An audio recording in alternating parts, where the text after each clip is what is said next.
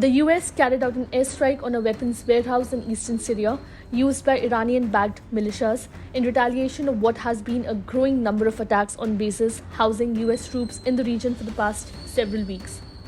The US used F-15 fighter jets to conduct airstrikes on the weapons storage facility near Maysalun in Deir el-Zor, reportedly used by Iran's Islamic Revolutionary Guard Corps and affiliated groups, the Pentagon announced on Wednesday. The president has no higher priority than the safety of US personnel, and he directed today's action to make clear that the US will defend itself, its personnel, and its interests. Defense Secretary Lloyd Austin said in a statement.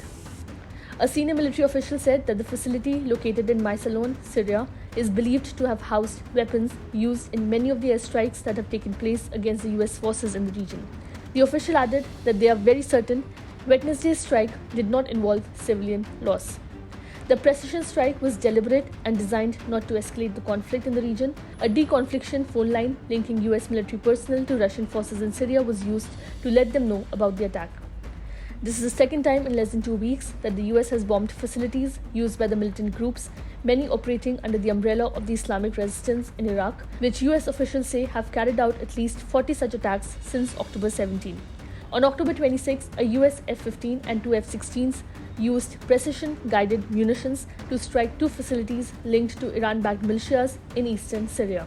The latest US strike was designed to take out supplies, weapons and ammunition in an effort to erode the abilities of the Iranian-backed militants to attack Americans based in Iraq and Syria.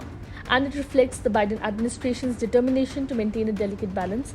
The US wants to hit Iranian-backed groups suspected of targeting the US as strongly as possible to deter further aggression, possibly fueled by Israel's war against Hamas, while also working to avoid further inflaming the region and provoking a wider conflict.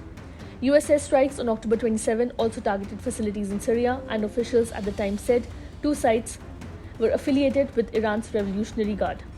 When asked why those locations in Syria were chosen, since many of the attacks have happened in Iraq, officials said the US went after storage sites for munitions that could be linked to the strikes on US personnel.